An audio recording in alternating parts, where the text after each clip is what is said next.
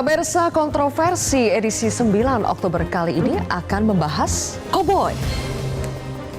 Bukan Cowboy Carter dalam albumnya Beyonce. Anda mungkin tahu ya lagu Cowboy Carter dalam album Beyonce. Nah, kurang lebih posternya seperti ini kalau dalam album Beyonce.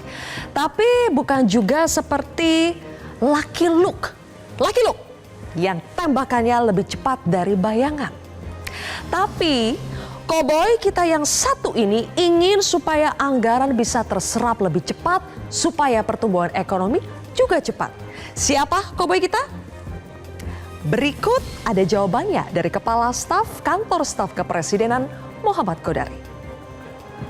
Makanya Menteri Keuangan yang baru, ya, Cowboy kita Pak Purbaya, ya. Beliau mengatakan bahwa terlalu lama ekonomi Indonesia itu nginjak rem. Ya, disiplin fiskal bagus, ya, ngeluarin duit hati-hati bagus, nyimpan uang di Bank Indonesia bagus, tetapi sebetulnya kalau kelamaan diinjak rem, mobilnya nggak bergerak. Ya, Cowboy kita adalah mantan Ketua Lembaga Penjamin Simpanan LPS yang pada 8 September lalu dilantik sebagai Menteri Keuangan. Berikut coba kita dengarkan dulu pengakuan dari Menteri Keuangan yang baru saja dilantik tapi ngomongnya sudah begini pada saat rapat perdana dengan DPR 10 September dan langsung mendapatkan restu. Boleh Cowboy asal ada isinya. Ketua LPS saya katanya ngomongnya kayak agak cowboy, sekarang nggak boleh saya baru merasakan dampaknya, rupanya beda. Jadi sekarang saya akan stick ke pidato yang sudah disiapkan oleh staf saya di sini, Pak. Jadi nggak ada session bebas lagi. Pak Menteri, boleh cowboy tapi ada isinya. Siap. Dicecar pertanyaan Komisi 11, Purbaya Yudi Sadewa skakmat para anggota Dewan. Kenapa nggak pernah mempertanyakan itu ke kementerian atau ke Menteri Keuangan sebelumnya? Coba kita dengarkan lagi. Yang Bapak rasakan adalah yang kemarin demo itu karena tekanan berkepanjangan di ekonomi, karena kesalahan kebijakan fiskal dan moneter sendiri yang sebetulnya kita kuasain. Yang jadi pertanyaan saya kan, di sini Komisi 11 rapatnya dengan Menteri Keuangan berapa ratus hari dalam setahun. Kenapa tidak pernah mempertanyakan itu? Dan sekarang saya datang ke sini tiba-tiba, udah semuanya pertanyaan banyak sekali yang harusnya sudah putus pada waktu itu. Jadi sekarang Menteri Keuangan yang baru, Purbaya Yudi Sadewa, berjanji hadir untuk bisa memperbaiki kebijakan fiskal dan moneter dengan gebrakan. Demi percepatan pertumbuhan ekonomi mulai 12 September, uang negara sebesar 200 triliun rupiah resmi digelontorkan. Yang 2 triliun masuk ke sistem perbankan hari ini dan mungkin banknya habis itu bingung berpikir nyalurin kemana.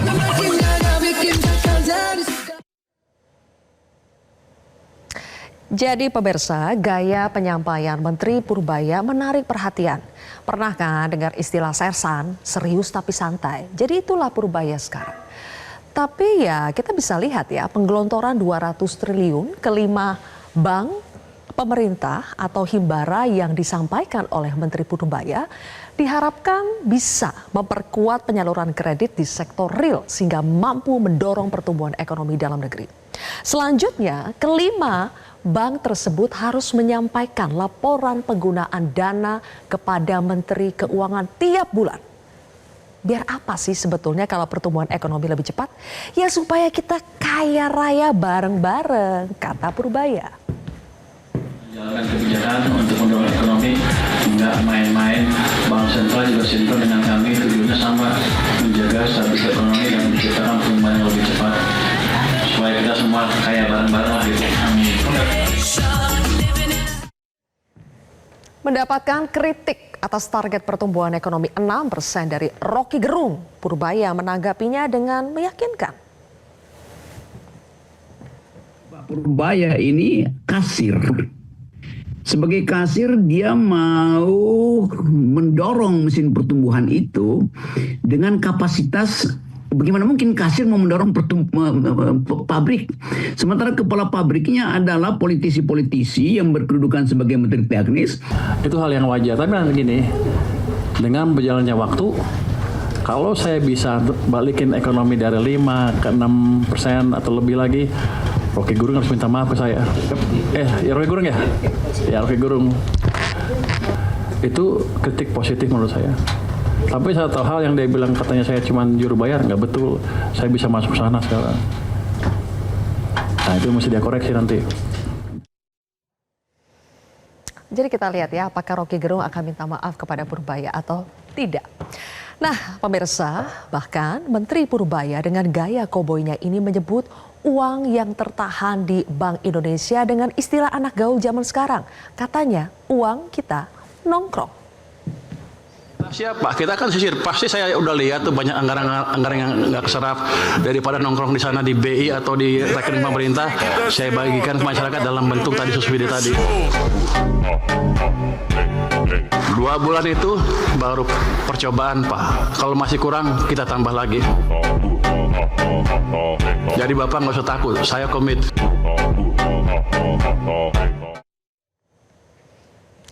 Purbaya juga menganalogikan penentu cukai rokok yang tinggi ibarat Fir'aun.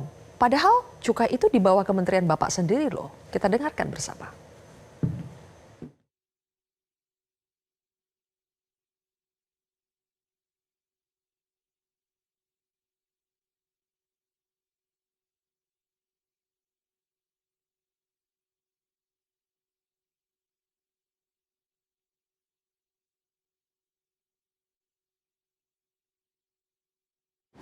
Saya tanya kan, supaya rokok gimana?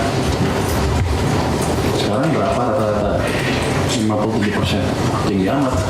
Fir'aun dulu. Banyak banget ini ya. Terus kalau turun gimana? Ini bukan saya turun, bukan mau turun ya, cuma diskusi. Kalau turun gimana? Kalau turun makin banyak income-nya. Loh kenapa dinaikin kalau gitu? Nah, pemirsa tadi sudah sedikit kami bocorkan tuh adegan selanjutnya yang dilakukan Menteri Purbaya itu apa. Pernah kan atau belum pernah sama sekali melihat Menteri makannya di kaki lima? Itulah yang diperlihatkan Menteri Purbaya. Makan di kaki lima seakan memposisikan diri dekat dengan rakyat ketimbang Fir'aun.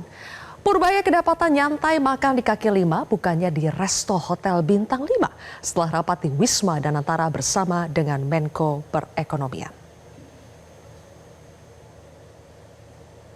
Setelah itu pemirsa, kalau kita lihat lagi ya berikutnya pengangkatan Purbaya untuk menggantikan Menteri Keuangan sebelumnya yaitu Sri Mulyani awalnya banyak diragukan. Tapi kenyataannya Purbaya tidak segan sekarang kalau kita lihat untuk saling respons dengan sesama menteri. Misalnya dengan, nah ini nih, Bahlil Lahadalia. Bahkan juga berani saling saut dengan mantan atasannya, Luhut Binsar Panjaitan. Kalau dengan Menteri Bahlil, Menteri ESDM, Purbaya saling saut data soal subsidi LPG 3 kg. Coba kita simak perdebatan mereka seperti apa. Untuk LPG 3 kg, subsidi mencapai 70% dari harga keekonomian. Itu mungkin Menkyu-nya salah baca data itu. Biasalah kalau ya mungkin butuh penyesuaian. Mungkin Pak Bahlil betul, tapi kan kita lihat lagi seperti apa. Kemudian di tengah isu keracunan makan bergizi gratis MBG, Purbaya juga melempar ancaman pemotongan anggaran.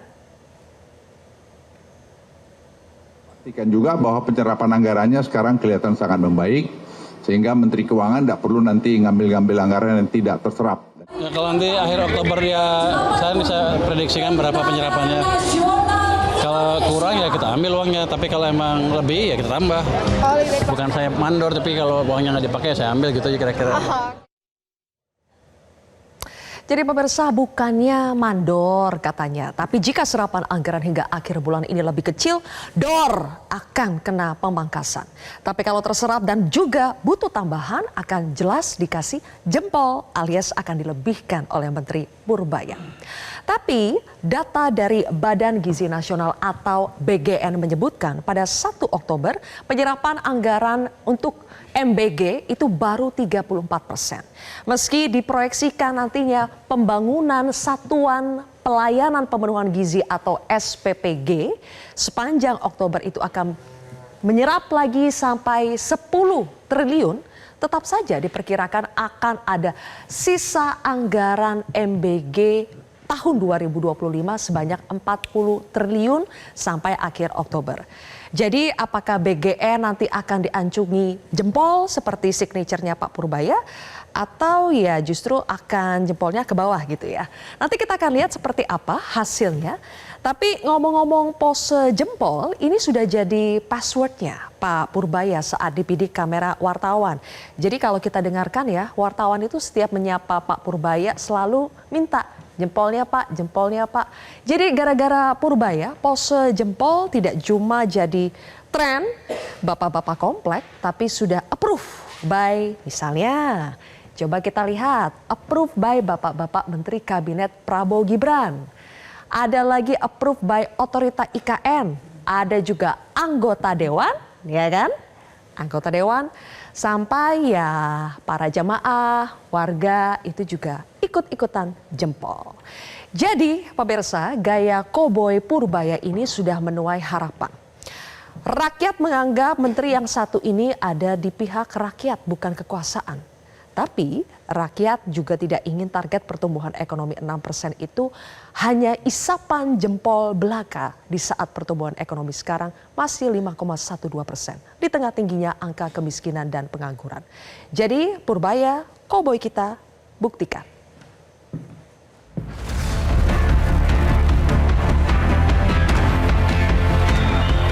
Saya merasa sangat terhormat atas kepercayaan yang diberikan kepada saya oleh Bapak Presiden untuk menjabat sebagai Menteri Keuangan Republik Indonesia. Amanah ini tidak ringan karena dunia dihadapkan dengan tantangan yang semakin kompleks, baik dari sisi geopolitik, teknologi, maupun perubahan iklim. Dari dalam negeri pun ada tantangan dari sisi program prioritas pemerintahan yang harus kita kawal agar berjalan dengan mulus. Banyak mimpi yang sudah terwujud, tetapi masih banyak juga pekerjaan rumah yang harus kita selesaikan. Setiap rupiah yang kita kelola adalah uang rakyat dan kita memiliki tanggung jawab besar untuk memastikan bahwa uang tersebut digunakan dengan sebaik-baiknya untuk kepentingan rakyat.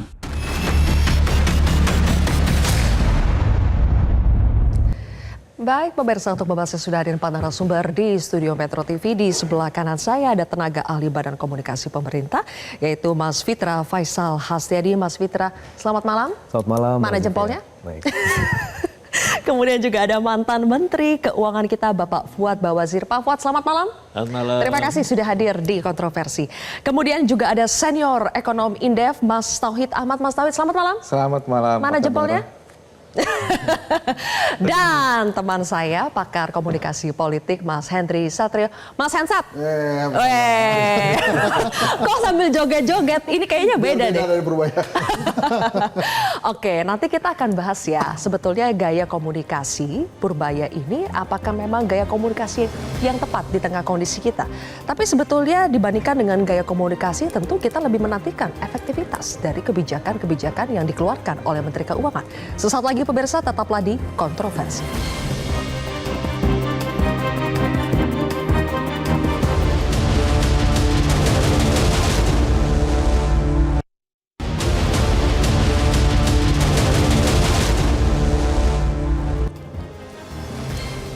Oke, pemirsa, langsung saja kita bahas. Mas Hensat, saya mulai dari Anda dulu. Sempat kepleset ya di awal pada saat baru dilantik.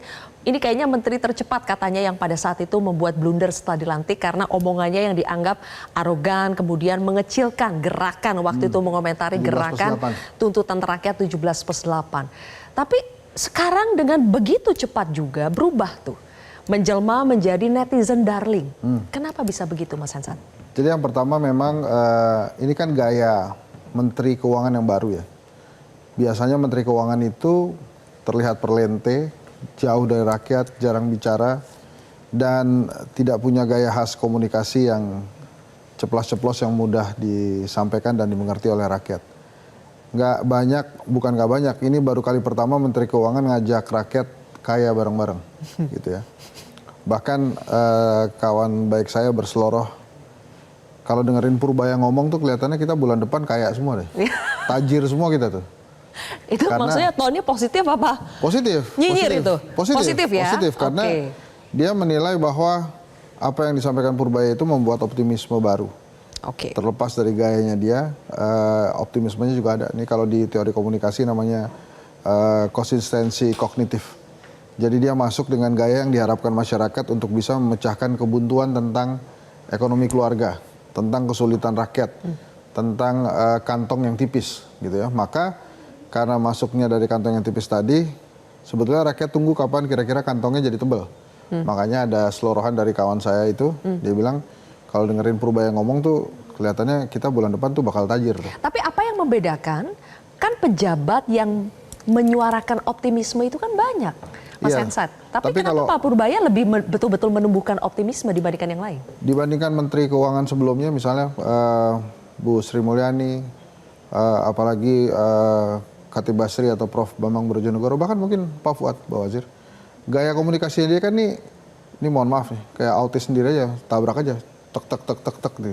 Yang penting nyampe gitu. Tapi akibat ini jadi dia disukai karena dianggap masyarakat lebih dekat dengan mereka. Bahkan kan ada banyak kepanjangan tuh sekarang dari Purbaya, ada yang mengatakan Purbaya ini perubahan besar untuk Indonesia Raya. Bahkan tahun 2029 sudah ada yang mencanangkan Prabowo Purbaya di 2029. Udah sampai ke situ ya? Mungkin itu juga akhirnya Pak Jokowi memerintahkan relawannya untuk Prabowo Gibran 2 periode. Karena udah mulai loh, kok anak gua nggak disebut nih? Anak saya nggak disebut, udah mulai ada Purbaya. Jadi sebetulnya ada optimisme dan keinginan dari masyarakat untuk mendapatkan perubahan-perubahan yang lebih baik gitu. Walaupun memang ada kontroversinya, karena ini kontroversi. Pasti omongan Pak Purbaya mengatakan bahwa cukai rokok 57% itu Fir'aun, akan dipandang juga sebagai sebuah hal yang tidak terlalu positif di mata para pegiat kesehatan misalnya. Sebelum ke sana ya, Mas Hensat, ditahan dulu itu buat yang selanjutnya ya. Kita akan ngomongin Fir'aun, cukai kesehatan itu nanti. Tapi saya ingin tanya komentar dari Pak Fuad, karena Mas Hensat mengatakan bahwa gaya komunikasi Purbaya sebagai seorang Menteri Keuangan itu tidak biasa. Selama ini katanya Menteri Keuangan itu dikenal perlente, seperti berjarak dengan rakyat, tidak sering berbicara. Pak Fuad, kalau Anda melihat apakah gaya Menteri Keuangan yang saat ini memang cocok dengan kondisi kita yang saat ini, di mana masyarakat seperti merindukan figur yang bisa dekat dengan mereka? Justru itulah sangat-sangat cocok. Setelah melihat yang selama ini kayaknya ya seperti yang digambarkan oleh Mas Henry Satrio tadi, tiba-tiba ini ada Menteri Keuangan yang kayaknya lain, ya kan? Jadi dilihat dari sudut pandangan yang santai saja, ini kayak hiburan juga kan? Kelihatannya. Pak Fuad terhibur juga, Pak? Oh iya, terhibur juga. Dan kayaknya memberikan harapan. Dan membangkitkan, dia suka nyentil kanan kiri kan? Itu menurut saya membangkitkan benar, yang dia sentil itu kan betul sebetulnya kan?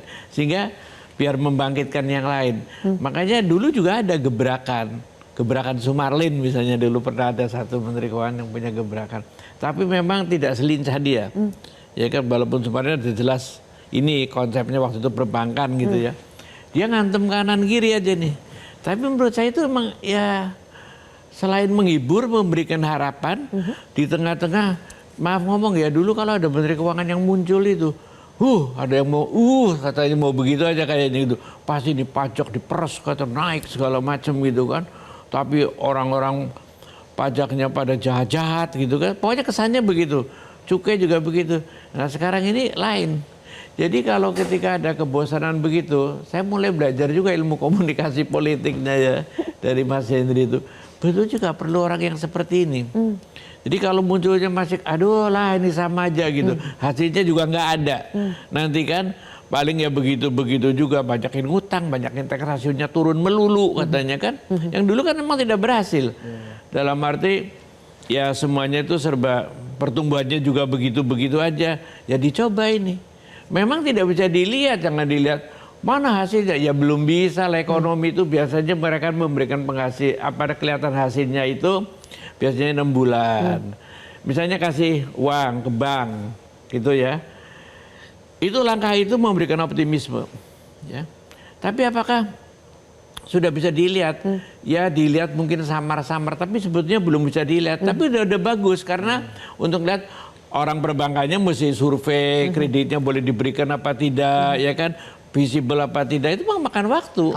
Prosedur-prosedur seperti itu. Jadi tidak bisa kita menuntut hasilnya cepat ya? Nggak bisa menuntut hasilnya cepat, tapi caranya dia itu yang memberikan harapan-harapan, ya itu bisa memberikan dukungan. Tapi saya cuma menyarankan juga pada dia supaya beliau itu mulai ya menertibkan juga orang-orang di dalamnya, karena banyak juga orang-orang. Di dalam mana nih Pak? Ya di dalam kementeriannya. Kementerian Keuangan sendiri? Iya dong, Kementerian Keuangan kan. Karena memang ini penyakit yang sedang dimusuhin betul, ya diberantas betul oleh Pak Prabowo ini kan masalah korupsi. Nah saya yakin di Kementerian Keuangan juga banyak korupsi. Ya, di kementerian semuanya aja, di semua lapisan, karena memang sudah kuat sekali. Nah ini juga dia juga jangan lupa, di dalamnya juga ngasih contoh. Semuanya itu didemikiankan, insya Allah nanti akan menjadi lebih meyakinkan lagi kerjanya itu. Pak Fuad, maaf pernah nyesel gak? Wah mestinya saya waktu itu jadi Menteri Keuangan kayak gitu tuh gayanya. Pernah kepikiran gitu? Enggak, itu gaya itu kan sudah memang bawaannya kan. Gitu. Bawaannya dia gitu loh. Saya rasa memang sebelumnya juga ini orang sudah begitu. Cuman karena bukan jadi Menteri Keuangan jadi tidak terekspos. Iya, tidak terekspos. Jadi menurut Pak Fuad itu otentik ya? Otentik. Bukan pencitraan. Bukan, itu memang udah ya bawaannya begitu, polosnya begitu. Lurus tabrak-tabrak tadi saya bilang itu. Iya. Jadi bolehlah ini gitu. Kita dukung, kita dorong karena memberikan harapan, entertainment juga bagi rakyat. Ya, makanya, kan? Seperti kata Pak Fuad ya, karena mungkin masih 1 bulan Pak Purbaya menjadi Menteri Keuangan, makanya kita belum bisa terlalu dalam untuk membahas efektivitas dari kebijakannya. Kita sekarang masih berbicara dalam tataran gaya komunikasi yang berbeda yang ditampilkan oleh seorang Menteri Keuangan. Tapi boleh kita spill tipis-tipis ketika di sini Mas Hensat maupun Pak Fuad tonnya sama. Yang satu bilang ini seperti memberikan optimisme, yang satu bilang bahwa ini seperti memberikan harapan. Apakah itu juga yang terasa di Indef? Ya, kalau saya lihat memang begini, terutama kalau kita lihat baca data market ya, di indeks harga saham gabungan maupun di terutama di arus SBN. Nah, memang kalau kita lihat indeks itu sedikit membaik ya, cuma beberapa hal misalnya market melihat terutama bank-bank ini agak sedikit menurun karena khawatir resiko ke depan kalau dipaksa kredit masuk tapi katakanlah kelayakannya kurang, dengan likuiditas itu mereka tidak menjadi satu hal yang safety gitu. Nah tetapi memang karena situasi di market katakanlah bunga lagi turun dan sebagainya, nah arus modal keluar ini tetap tidak bisa kita cegah begitu. Saya kira ini respon karena kan transisi ya, Menteri Keuangan baru, orang melihat ya sekarang keluar dulu banyak yang jadi sejauh ini responsnya masih wajar, belum ada yang anomali? Saya kira ya masih wajar ya, tapi memang harus diantisipasi kalau misalnya katakanlah market melihat ternyata tidak ada sesuatu yang positif, ini malah akan jadi backfire di kemudian hari. Kecenderungannya menurut Anda bagaimana? Apakah kecenderungannya sekarang lebih positif? Kalau kita lihat ya, sampai kemarin data yang kami miliki memang justru data-data SBN inflow kita itu masih 42,61 triliun. Tetapi yang outflow SRBI maupun saham itu jauh lebih besar, 119 triliun, saham outflow 58,7 triliun, ya ini akumulasi ya, bukan karena Purbaya efek tapi memang periode, memang ini situasinya seperti itu. Jadi, nah itu dia, kalau misalnya ini ternyata tidak berubah gitu dengan Purbaya efek ini, maka ya katakanlah boleh narasinya bagus, tapi kan market juga harus diperhatikan. Tadi Mas Tauhid sempat bilang ini bisa-bisa menjadi backfire. Kalau apa itu bisa menjadi backfire? Ya misalnya begini, kita tahu memang tujuan 200 triliun ini baik sekali, begitu ya, agar ada injeksi ya. Memang kalau kita lihat pergerakan dari yang kita dapat datanya ada 80 triliun sudah masuk ke base money M0 begitu ya. Tetapi memang kalau kita lihat data dari perbankan, memang ada tumbuh kredit tapi tipis-tipis. Yang banyaknya likuiditas. Nah, kami khawatir kalau misalnya yang kredit diberikan oleh perbankan ini sebenarnya yang sudah waiting list, bukan yang baru. Nah, waiting list karena dipaksa untuk dilaporkan secara cepat-cepat, ini aspek prudennya takutnya berkurang. Karena tendensi yang tadi ada OJK menyampaikan ya dengan data-data yang kami pelajari, loan at risk-nya ini agak sedikit meningkat. Artinya resiko kredit juga ada. Resiko kredit. Nah itu yang kemudian mungkin harus karena bank-bank seolah dipaksa untuk bisa begitu, menyalurkan betul, 200 T itu. Betul, ini yang harus jangan sampai itu terjadi. Karena itu dipaksa itu juga to some extent ada benarnya. Supaya bank-bank itu ini gini, jadi di pikirannya Pak Purbaya itu, saya yakin itu bahwa pertumbuhan ekonomi ini kan seolah-olah dituding Menteri Keuangan. Itu kan salah kaprah di Indonesia ini. Menteri Keuangan itu bagian kecil daripada pertumbuhan juga. Itu karena seluruhnya itu harus menopang pertumbuhan. Mau banknya, mau fiskalnya, mau moneternya itu ikut. Sektor realnya bahkan ikut. Semuanya itu harus ngikut di pertumbuhan itu. Dan ini kan di Indonesia salah kaprahnya itu dibebankan kepada Menteri Keuangan. Makanya kalau dia ngasih kayak begitu, ya biar bank itu mulai menyalurkan. Tapi saya katakan bank itu tidak bisa menyalurkan dalam waktu, apalagi kalau kreditnya mau besar. Nggak bisa seminggu, 2 minggu, ya itu nanti ngemacet kreditnya kan. Oke, kembali lagi ke gaya komunikasi, Mas Fitra. Sebetulnya apakah Pak Prabowo, Presiden Prabowo itu sengaja memilih Menteri Keuangan baru ini yang berbeda sekali 360 derajat dari segi gaya komunikasi dan mungkin kebijakan yang diambil baru-baru ini dengan Menteri Keuangan sebelumnya? Apakah memang sengaja? Ya, jadi kalau kita melihat memang Presiden sangat memprioritaskan komunikasi. Karena biar bagaimanapun, saya sebagai ekonom dan juga sempat di market juga, kita melihat bahwa komunikasi itu adalah salah satu bagian penting. Ya, bagaimana ketika kita melihat perjalanan Pak Purbaya sampai saat ini sudah mampu untuk mengerek saham perbankan dengan lumayan signifikan. Bahkan hari ini saja itu leading moversnya adalah saham di perbankan. Nah, salah satu yang kemudian menjadi leading movers adalah kemarin ketika ada diskusi dengan Mandiri, dengan BNI, bahkan terakhir dengan BRI, bahkan BRI sudah minta kalau bisa ditambah lagi nih anggarannya karena sudah ada rencana terserap sampai akhir tahun ini 60%. Artinya ini memang perbankan memang membutuhkan likuiditas ini dan pada akhirnya ada translasinya. Dan itu Purbaya efek. Dan bisa dikatakan secara tidak langsung maupun secara langsung ya. Kan ini kan kita bicara mengenai correlation is not always a causation ya. Ini efek circumstantial. Tapi bisa kita lihat dugaannya sangat kuat sekali dengan apa yang dilakukan oleh Menteri Keuangan pada saat ini. Karena biar bagaimanapun kalau kita lihat komunikasi itu adalah penting. Kenapa? Kita lihat faktor ekspektasi, Lucas rational expectation. Semuanya itu tergantung komunikasi. Bagaimana sinyal positif itu bisa diberikan. Sebagai contoh apa yang kita lihat kemarin ada pengumuman Consumer Confidence Index di bulan September masih anjlok dari sebelumnya 117 sekarang ke 115. Meskipun masih optimis, tapi kita lihat bahwa trajektorinya turun. Kenapa turun? Nah, salah satunya juga kan ini kan dari periode yang kemarin di mana periode-periode ini tekanan-tekanan ekonomi pada masyarakat itu masih tetap beredar deras ya, apalagi ini kan post demonstrasi tanggal 28 Agustus kemarin sehingga ekspektasi masih negatif. Nah, bagaimana cara meningkatkan ekspektasi itu? Maka perlu ada sinyal-sinyal positif. Salah satunya adalah ketika Pak Purbaya juga mengkorelasikan dengan base money. Ketika base money turun di kuartal ketiga memang turun, itu tekanan ekonomi pada masyarakat itu menjadi sangat signifikan sehingga perlu dilecut dengan apa? Dengan penambahan likuiditas yang pada akhirnya berefek pada base money sehingga kita bisa melihat mudah-mudahan mulai bulan Oktober, November sampai Desember nanti itu akan lebih positif lagi karena itulah yang kemudian ingin dilakukan oleh Menteri mengkomunikasikan secara baik supaya juga orang-orang juga memiliki efek positif yang juga baik. Karena terkadang komunikasi, bukan terkadang ya, seringkali komunikasi itu mempengaruhi persepsi dan persepsi itu mempengaruhi confidence pasar. Tapi di balik semua itu, pemirsa, Ada kekhawatiran juga dengan model gaya koboi seperti ini. Tadi Pak Fuad sudah mengatakan beliau ini, Pak Purbaya ini berani untuk senggol sana, senggol sini. Nah, apakah yang bersenggolan ini bisa tetap aman-aman saja atau akan mulai ada friksi di situ? Nanti kita akan bahas sesaat lagi.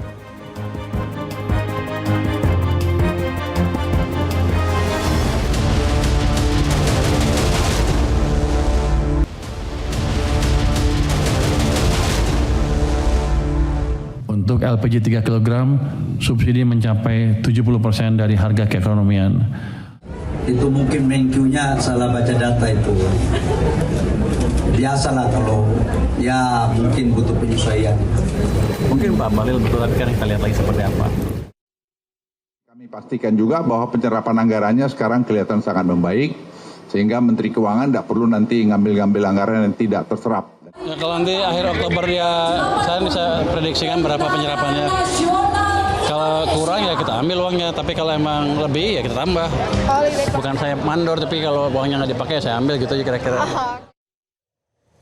Mas Hensat, gaya komunikasi Purbaya yang senggol sana, senggol sini akan jadi bumerang nggak ya buat Pak Purbaya sendiri?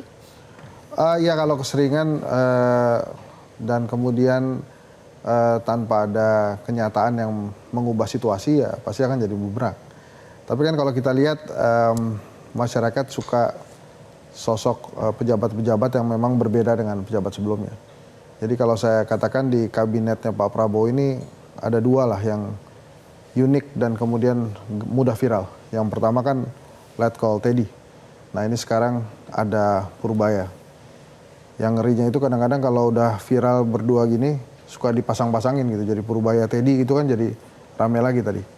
Tapi yang paling penting adalah rakyat memang menunggu tadi yang saya katakan kapan kantong saya yang tipis ini bisa jadi tebal. Karena itu menjadi sebuah indikator yang sangat mudah gitu bahwa menteri ini berhasil. Tapi yang jelas ada satu hal yang saya garis bawahi juga bahwa Pak Prabowo ternyata memang mampu mengganti Sri Mulyani yang beberapa dekade menguasai ekonomi Indonesia kan. Dan kalau ada sentimen kekampusan bahkan ini kan breakthrough. Biasanya bukan dari kampus asal Pak Purbaya, tapi dari kampus lain. Jadi beberapa hal menurut saya dari gaya komunikasi tadi saya sudah katakan beliau menggunakan konsistensi kognitif konsistensi, jadi artinya yang diinginkan oleh rakyat kemudian dia berikan. Dan satu lagi gaya tim medianya yang memang self presentation. Dan itu kuat sekali namanya tim media yang dimiliki Pak Purbaya. Sehingga dia bisa menjaga si menterinya untuk tetap konsisten apapun konsisten positif. Kalau sudah ada tim media seperti ini, Mas Hensat, masih bisa kita bilang itu otentik atau ini sudah ya branding ya, sudah ada pencitraan di situ? Ada hal yang tidak bisa ditipu kan. Jadi maksud saya ada drama-drama yang memang aslinya artisnya begitu gitu. Kalau saya lihat sih Pak Purbaya emang modelannya begitu. Saya yakin tim komunikasinya lumayan panik pada saat anak beliau menyampaikan hal-hal yang seperti yang tadi disebut ya. Bahkan bawa-bawa CIA itu kan pasti panik tuh.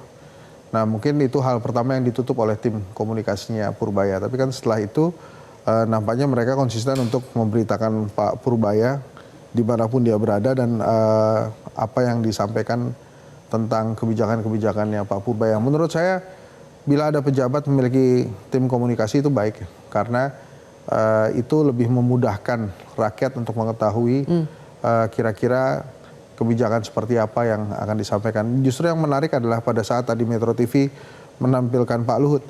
Karena kan didesas-desuskan ini anak buahnya Luhut bin Sarpanjaitan. Orang Luhut katanya. Orangnya Luhut gitu. Tapi kalau saya tidak salah di salah satu kesempatan Purbaya sempat mengatakan saya nggak takut sama Luhut. Itu kalau mau saya ambil aja gitu. Kalau saya nggak salah begitu ya.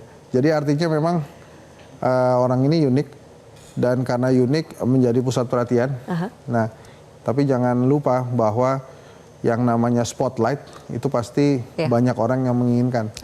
Jadi kalau Anda berada di spotlight terlalu lama, bisa-bisa Andanya terbakar. Kalau tidak dengan segera menyampaikan hasil-hasil lugas yang memang dinantikan oleh rakyat. Baik. Pak Fuad gimana Pak? Kalau sudah mulai senggol sana senggol sini dulu contohnya misalnya ada Pak Ahok ya, kita tahu ada juga dampak negatif yang dirasakan. Kalau sekarang potensinya bagaimana? Ya kalau Ahok dulu menyenggolnya yang bukan bidangnya sih ya.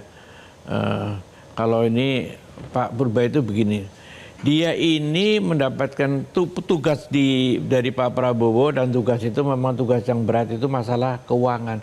Dan semua unit lembaga keuangan itu semua berhubungan dengan Pak Purbaya. Karena itu mau nggak mau dia itu bicara semua. MBK apaan ini loh, duitnya udah keluarnya masih baru sedikit begini. Jadi kan dia ya tergerak lagi diperbaiki. Misalnya ini Pertamina subsidinya begini, ya ada pergerakan lagi. Jadi supaya ada dinamisasi, dia bisa ngomong ke PU, dia bisa ngomong kemana. Cuman sekarang dia ngomongnya terbuka. Dulu kan menteri belakang atau memang tidak diomong sama sekali kan dalam Menteri Keuangan yang lama.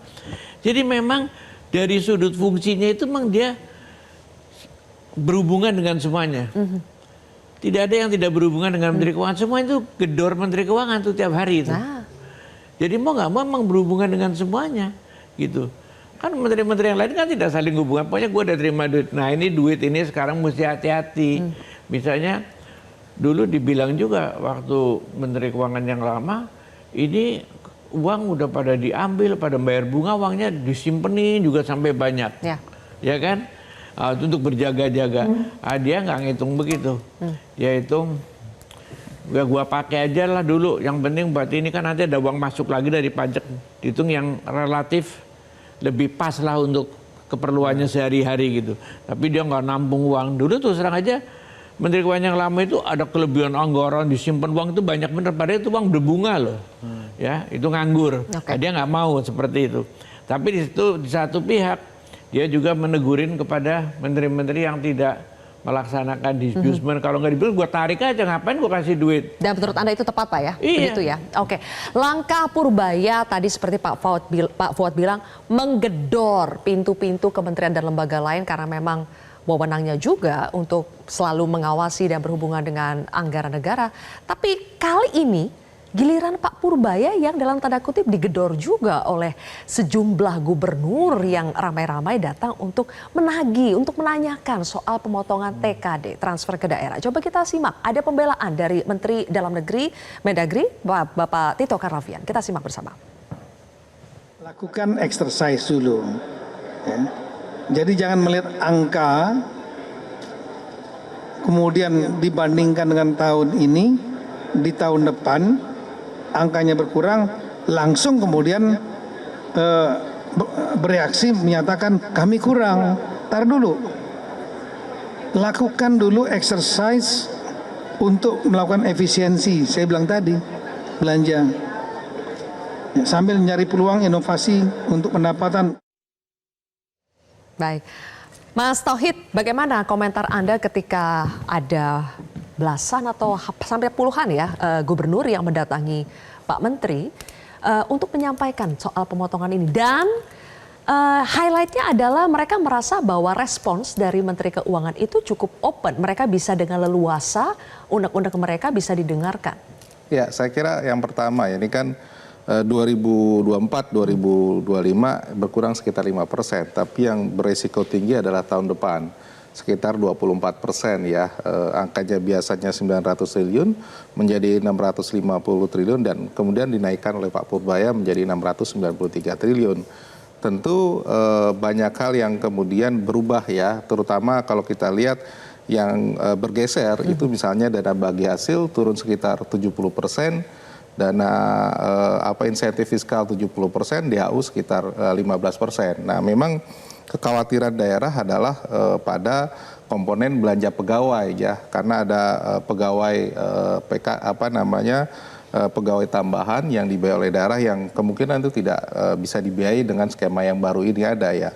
Nah menariknya adalah ini kan banyak program karena di daerah kan juga menganut otonomi daerah, di mana mereka juga harus menafsirkan misi-misi kepala daerah. Nah itu yang kemudian tidak bisa dibiayai dengan skema yang baru ini gitu. Memang dipaksa untuk melakukan penyesuaian. Nah, khawatirnya itu ada yang sudah janji secara politik atau terdokumentasi dalam RPJMD tidak bisa dialokasikan begitu. Ini yang kemudian memang khawatirnya adalah ya target-target pertumbuhan ataupun lain-lain infrastruktur ke masyarakat dan sebagainya kurang.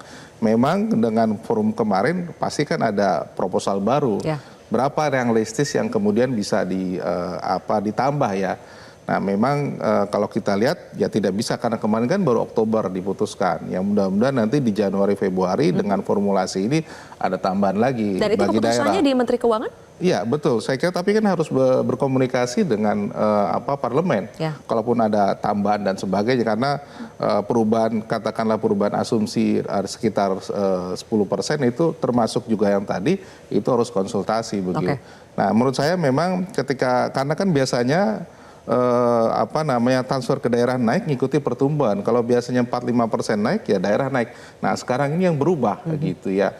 Nah meskipun katakanlah kata Pak Purbaya sebenarnya ada program KL lain yang kemudian sebenarnya lebih besar ya 1.300 triliun, tetapi kan pemerintah daerah nggak tahu ini yang di luar transfer ke daerah itu mana aja gitu. Apakah KL ataupun bantuan sosial. Nah ini yang belum dijelaskan oleh Pak Menteri ke daerah sehingga daerah juga paham bahwa ada lainnya begitu. Oke, persoalan senggol sana senggol sini ini Mas Fitra, bagaimana di Badan Komunikasi Pemerintah ini mengantisipasi supaya justru tidak terjadi friksi antar sesama pembantu presiden?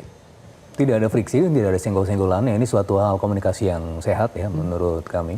Dan juga kalau kita lihat ya bagaimana apa yang dilakukan oleh Pak Menteri ini adalah memang betul-betul mempush supaya anggaran itu tepat guna dan tepat sasaran sesuai dengan Undang-Undang Keuangan Negara 17 tahun 2003. Karena selama ini banyak anggaran yang terparkir dan tidak digunakan sehingga beneficiaries paling utamanya masyarakat itu tidak mendapatkan manfaat yang paling utama. Karena selama ini kita juga melihat bagaimana the drop of middle class, the struggling middle class turun dari 2019 sampai 2024 itu anjloknya 9,5 juta orang. Tahun 2019 middle class kita jumlahnya 57,3 juta. Sekarang tahun 2024 angka terakhir cuma tinggal 47,9 juta. Kenapa? Karena ruang-ruang ekonomi itu terbatas dan itu yang menjadi salah satu concern para ekonom ya saking semangatnya para ekonom sampai juga mereka mengirimkan itu supaya minta saya tanda tangan. Padahal saya bilang saya kan udah orang pemerintah tapi saya tahu maksud Anda dan saya dukung. Dan itulah yang sekarang dilakukan oleh pemerintah. Bagaimana menghadapi concern-concern para ekonom dengan jawaban-jawaban taktis di lapangan. Seperti misalnya satu, bagaimana cara melepaskan ya dari jeratan ekonomi, terutama dari sisi middle class yang mereka struggling alone. Kenapa? Karena mereka tidak dapat bansos dan mereka bukan orang kaya, artinya mereka di tengah-tengah ini mereka sendirian. Bagaimana cara menemani mereka? Ya, injeksi likuiditas 200 triliun rupiah. Ini efeknya seperti apa? Menurut beberapa simulasi praktis, kita melihat bahwa akan ada dampaknya terhadap ekonomi dari sisi base money itu akan menimbulkan multiplier effect dan akan ada economic growth sekitar 0,3 sampai 0,4% setidak-tidaknya di kuartal 1 tahun depan. Dan juga kalau kita lihat bagaimana concern para ekonom juga ini pemerintah terlalu dominan di ekonomi. Nah, dengan injeksi likuiditas itu sebenarnya Pak Purbaya juga ingin menyampaikan bahwa 200 triliun ketika diinjeksi ke perbankan bekerja sehingga kemudian menghasilkan agen-agen di sektor real yang mana pada akhirnya bukan pemerintah yang bekerja untuk melanjutkan pertumbuhan ekonomi, tetapi agen-agen di sektor real itu sehingga tidak menimbulkan crowding out effect. Dan kalau kita lihat Mbak Sylvia terakhir, meskipun ini pendekatannya lumayan agresif, tapi kita lihat yield rate dari bond kita itu antara 6,1 sampai 6,2%, tidak terlalu tinggi. Artinya apa? Artinya pasar juga masih melihat bahwa agresif ini adalah agresivitas yang terukur. Oke, tapi saya tambahin Mbak, ini soal senggol-senggol sebenarnya ada hal yang perlu saya juga ada resikonya ya. Pertama, resikonya apa Mas Tauhid? Kayaknya banyak, tapi kita harus jeda dulu. Mas Tauhid ditahan dulu. Resiko dari senggol-senggolnya itu apa dari seorang Menteri Koboi Pak Purbaya? Sesaat lagi pemirsa tetap di Kontroversi.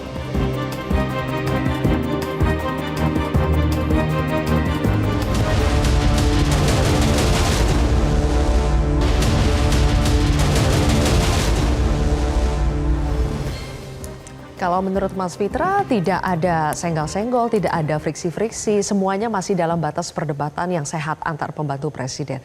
Tapi sebaliknya tadi Mas Tauhid mengatakan ini ada risikonya kalau terus senggol-senggolan. Apa itu, Mas? Ya, yang pertama tentu saja ya, bagi dunia usaha ketika antar menteri saling berbeda pandangan, itu kan berarti tidak ada kepastian. Apakah kebijakan, program, dan sebagainya. Misalnya, para pelaku usaha di sektor migas ya, ketika tidak ada kepastian apakah nih pemerintah akan masuk atau tidak untuk membangun kilang, akhirnya kan mereka ragu-ragu ini yang bisa dipegang apakah Menteri ESDM atau Menteri Keuangan begitu. Itu kan saya kira risiko pertama itu. Yang kedua adalah soal sinergi begitu ya, antar menteri dalam banyak program begitu kan, masing-masing sudah punya kewenangan atau urusan masing-masing. Ketika membuktikan bahwa di ruang publik itu begitu terbuka, berarti kan ada masalah di internal. Kenapa ini nggak dibicarakan di dalam begitu, hal-hal yang sangat fundamental, sehingga ya memang yang dibutuhkan oleh para pelaku usaha ya butuh keterpaduan, karena katakanlah di sektor ini agar katakanlah demand muncul ya. Kemudian Menteri Keuangan mendukung, bukan saling meniadakan, padahal itu penting. Nah, yang saya kira itu yang saya kira berisiko tinggi. Sehingga bagi masyarakat atau pelaku usaha, kalau ini model seperti ini nanti ke depan maka akan merugikan kepastian dan ketidakpastiannya akan semakin besar. Oke. Ada dua risiko itu, Mas Fitra, soal kepastian dan juga harusnya bisa lebih bersinergi ya antar internal ya. Tidak ada masalah sinergi ya, soal kepastian segala macam Pak Purbaya sudah menyerahkannya kepada Kementerian Teknis. Seperti misalnya ada permintaan atau pertanyaan-pertanyaan terkait dengan energi, ya silakan dikomunikasikan dengan Kementerian SDM. Apa yang disampaikan Pak Purbaya adalah dalam konteks bagaimana pengelolaan keuangan negara dan bagaimana nilai keekonomian dan seterusnya, yang mana memang kadang-kadang itu memang berlintasan dengan kementerian yang lain. Tetapi sebenarnya tidak ada masalah di situ. Dan kalau saya melihat juga tadi meminjam istilahnya Pak Henry Satrio, ini kan gaya komunikasi yang sangat bisa diterima publik ya, karena saya juga melihat ya bagaimana kalau kita melihat Pak Purbaya ini sebenarnya kan bapak-bapak komplek yang jadi Menteri Keuangan ya. Jadi kan ini kan gaya bapak komplek ya, ke bawah jadi Menteri Keuangan. Ya akhirnya orang-orang merasakan bahwa ini adalah kita, Kementerian Keuangan tidak terlalu jauh, ya bisa kita berkomunikasi, dan bahkan teman-teman market ya, saya kan juga masih di market, market pengusaha segala macam. Sepertinya sekarang Menteri Keuangan dekat dengan kita, ya meskipun mereka belum pernah berinteraksi dengan langsung, tapi mereka melihat hampir setiap hari di media, di netizen juga kemudian sangat positif ya vibes-nya. Nah ini menjadi semacam ekspektasi positif, yang mana ini sebenarnya menjadi satu tantangan juga. Ketika ekspektasi itu tidak mampu dipenuhi, juga tentunya ada tantangan-tantangan. Tapi setidak-tidaknya kita sudah melihat bagaimana nanti setidak-tidaknya di kuartal keempat itu efek ekspektasi positif akan mampu membawa efek-efek positif juga, karena kan Tuhan sesuai dengan prasangkaan hambanya. Ya, kalau kita lihat juga bagaimana kita lihat spending behavior dari masyarakat, orang-orang bukan nggak punya duit, Mbak. Banyak masyarakat Indonesia yang top 20% ya income itu yang belanja di luar, bukan di sini. Nah, ketika ada efek positif ini berarti akan memberikan sinyal positif mereka untuk spending dan investasi juga di Indonesia. Oke, kita menunggu sinyal positif itu berubah betul-betul menjadi aksi yang betul-betul konkret positif, yaitu betul-betul bisa dirasakan oleh masyarakat. Seperti kata Mas Hensat tadi, kita menunggu dompet kita tebal. Jadi Mas Hensat dengan gaya komunikasi koboi ala-ala bapak-bapak komplek kalau kata Mas Fitra seperti ini, menurut Anda ini harus tetap dipertahankan atau harus bisa fleksibel juga sesuai dengan situasi kondisi nanti? Ya dipertahankan, fleksibel plus-plus lah. Jadi semuanya harus digabungkan. Karena kan perbedaan yang memang kentara sekali dari ekonomi zaman Pak Jokowi dan Pak Prabowo kan, waktu di Pak Jokowi itu secara fiskal, pungut dan hutang itu kan besar sekali. Kemudian bahasa rakyat sering sekali digunakan oleh Pak Jokowi, artinya dikit-dikit BLT, dikit-dikit bansos gitu ya. Nah ini yang belum terjadi di zamannya Pak Prabowo karena konsentrasinya beliau ke MBG, Koperasi Merah Putih dan lain-lain. Memang saya dengar katanya akan ada stimulus ekonomi yang akan digelontorkan oleh pemerintah, walaupun itu pasti dirahasiakan. Kita belum tahu apa. Yang jelas saat ini masyarakat menghadapi dua hal yang cukup mengintai di perekonomian keluarga. Sudah 16,2 triliun nanti. Oh ya, yang pertama adalah BBM yang kalau di luar Jawa konon kabarnya ngantri karena memang SPBU swasta yang kesulitan sekali untuk mendapatkan BBM. Kemudian yang kedua pembatasan beras. Kalau ini di Jakarta terjadi. Di beberapa pusat perbelanjaan sudah ada pembatasan beras, bahkan ditulis bahasanya pembatasan pembelian beras. 5 kg hanya bisa 2 kantong, 10 dan 20 kg hanya bisa 1 kantong. Tentu saja ini harus hati-hati karena dua variabel itu beras dan BBM biasanya cukup mengganggu ekonomi, maka stimulus dari pemerintah ini perlu kita tunggu. Dan itu tidak bisa ditolong dengan gaya komunikasi apapun ya. Harus memang kita butuh buktinya mana real. ya. Oke, Pak Fuad, jadi catatan terakhirnya apa yang harus diantisipasi dengan gaya yang injak gasnya seperti ini? Apa yang harus diantisipasi dari Menteri Pak Purbaya? Singkat Pak. Sebetulnya saya berharap betul dan mudah-mudahan ini memang yang sedang dikerjakan oleh Pak Purbaya. Yang sebelumnya sudah dikerjain oleh Sekretariat Negara, terus terang aja yang saya tahu, untuk metani, ya, untuk menyisir satu persatu anggaran kita itu sudah seperti maaf ngomong orang udah masuk ke kamar mandi WC yang bau, tapi karena udah lama sekali berbau, akhirnya nggak terasa lagi. Ya, toilet. Kebal maksudnya itu. Toilet, kebal. Jadi terus terang aja ini waktu di peta ini kan terjadi dana efisiensi yang banyak kan itu. Jadi nggak bisa lagi departemen ngomong, oh pokoknya nanti tahun ini saya akan naik 10%, itu aja. Itu sudah banyak betul kebocorannya menurut saya. Kalau istilahnya yang banyak dipakai istilah bebasnya itu bocor dalam arti tidak efisien ya. Nah, itu Pak Purbaya mulai seperti itu. Kalau perlu nanti ada departemen yang kurang, nggak usah banyak cerita dan masyarakat tidak usah mendukung. Kalau yang kurang sebanyak ini dalam rangka menuju anggaran yang sehat. Itu. Baik, terima kasih Pak Fuad, Mas Fitra, Mas Hensat dan juga Mas Tauhid. Terima kasih sudah bergabung di Kontroversi. Pemirsa, ada koboi naik kuda di pacuan maunya cepat serap anggaran agar ekonomi jadi jempolan. Beri waktu Menteri Keuangan. Saya Zilvia Iskandar pamit undur diri. Terima kasih telah menyaksikan Kontroversi. Terima kasih.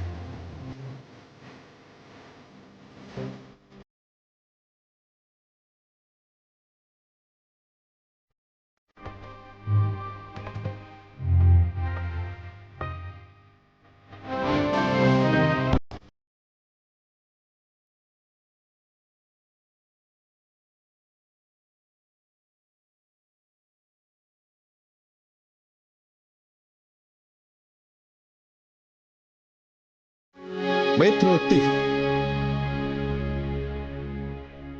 Jelajahi cara baru mendapatkan informasi. Download Metro TV Extend sekarang.